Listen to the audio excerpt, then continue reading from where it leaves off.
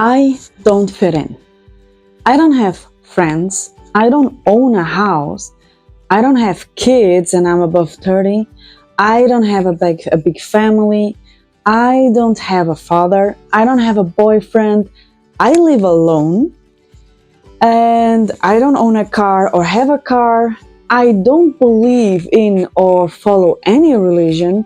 And the way that I see the world, it's so different from the majority of people. I don't fit into the society standards. The way they expect things to be done, the way that you are supposed to be seen as the good and the right person, I'm not that. I don't try to be that anymore. Everything that society expects me to be and to have, I don't. And it gets almost funny when I share this to others and their looks say something like, "Oh, so you're a loser." That part is funny but also sad for me because I realize that most people are so conditioned to want kids, marriage, house, and cars, and that's it. I mean, isn't that what all the movies and stories are all about? People have forgotten how to truly choose for themselves, to pursue what they actually want, and to do what they feel like doing rather than what they are supposed to do and want. Some people don't even believe that it's possible to live a life where they decide what to do based on what they feel like doing instead of what they are expected to do. And you know what? I have never felt more free, connected, and inspired than I do now. And it's so ironic because the times that I felt the most depressed and even had suicidal thoughts and attempts was when I was surrounded by people and in relationships. But only now do I see that so much of that pain that I was carrying was not just from the abuse that I endured in the childhood, but also from my obsession with fitting into the society standards and beliefs, as well as those of friends and even the society at large. I spent over 20 years trying to become whatever others wanted me to be, just so that I could feel a little bit accepted and validated and have a sense of belonging. And this made me a people pleaser. If you don't know, being a people pleaser means that you have completely abandoned and rejected your true self, ignoring who you are and what you truly like. If you end up this way like I did, it's because you felt that you had no other choice as a kid. This strategy of becoming what others wanted helped you and me survive in the environment that we were born into. Now, in case you are a scapegoat or the black sheep, you actually are better off in some ways than a people pleaser. Because as the black sheep, you resisted to fully abandoning yourself, even if it meant feeling like an outsider. I mean, it's still painful, but this resistance became your own survival strategy, allowing you to hold onto small pieces of who you truly are, even though others see you as the bad guy or the troublemaker, the problematic. I know that a lot of people are not exactly feeling this in the way that I am right now, because I feel like I don't fit in, but I don't feel the heaviness of it anymore. I don't feel any loneliness. But a lot of you actually feel more like not belonging and not fitting in, and that causes a lot of pain and emptiness. And this is why, when you come into this world, you are born into a family that already has a set of beliefs about what is right and what is wrong, what is acceptable and what's not. And your family worked really hard to teach you those beliefs so that you would fit in.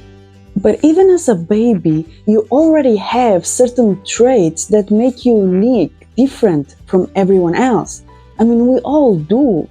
Look, don't get me wrong, some of the beliefs that your family taught you, actually serves you in a really positive way, helping you navigate in life, surviving. But there are also a lot of other beliefs that are destroying who you truly are. So here is what is happening inside of you. When your authentic self tries to express itself, but your family sees that as unacceptable or wrong, you are forced as a child to make a choice. Either you continue to be your true self and risk rejection, punishment, or you mold yourself into what others want, gaining with that acceptance. And since our survival as a child depends entirely on our caregivers, we naturally choose the path that keeps us safe. So here you begin to act in ways that others approve of because that's what earns you the care, security in your environment. But that authentic part of you, it doesn't simply disappear. It still exists, pushing to be expressed. So within you, two opposite forces emerge. One part trying to gain love and acceptance by conforming and doing what others want, and the other wanting to be seen and appreciated for who you truly are. This inner conflict is the root of your pain and struggle. You and we all have a deep need for attention, care, validation, appreciation, and a lot more. But one side believes it can only be achieved by pleasing others, while the other side craves it through authenticity. This ongoing inner battle continues until you face both sides and find a way to create a resolution between them. So this is the war that is inside you. The reason I don't have all those things that I mentioned in the beginning of this video is not because I am broke and completely disconnected or because I hate everybody. Not at all. And that also doesn't mean that I want to be alone for the rest of my life, because it's better or anything like that. Being on my own at this stage of my life just makes sense. And I am really comfortable in it. I don't feel any pain or really suffering from the belief that I must be someone or I need to have all these things. I do want to have a relationship. I do want to have more friends and a social life and experience other connections. And in my opinion, saying that being alone is better than being with others or vice versa, it's better to be with someone than alone, only reflects a fear of opening up, of getting hurt again, or fear of solitude. But if you feel like this, look, it makes sense. It's a result of what you experience in your life, but it's not where I am and how I feel right now. What I believe and discovered for myself is that I can be happy and authentic both on my own and within connections. Both experiences feel good in their own ways. For me, there is no this is better than this, but it took me some time to get here. The reason I believe that I'm in this phase of my life is that when I started my healing journey, I was in a relationship, I have friends, a social life, but I was a people pleaser. Now, before I continue, every healing journey is unique to each person, depending on the type of trauma, pain, and personal history. But for me, as I tried to learn more about myself, express my authentic self, I found myself feeling more and more shame and guilt around others. I was even struggling to say something as simple as, hey, look, I just feel like going home right now. Is it okay for you? Something simple as that. And because of my own trauma, I was forced as a kid to become independent just to survive. My parents weren't present, so I learned to cope alone. So for me, being on my own felt more comfortable than being surrounded by people.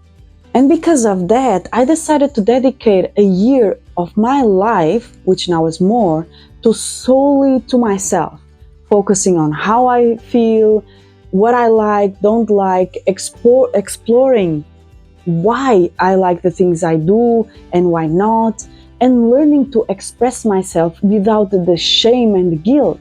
That's why I am living in this way right now.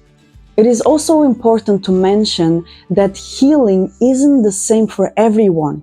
Some people, if they would try to completely be alone to reconnect with their true, authentic self, like me, might actually end up more traumatized. Not everyone should isolate themselves to heal. It's not necessary. It's absolutely possible to heal, grow, and become more authentic while maintaining relationships and friendships. What I hope to show you through all this is that you are not meant to fit in. You didn't came here to spend your whole life becoming what others wanted you to be.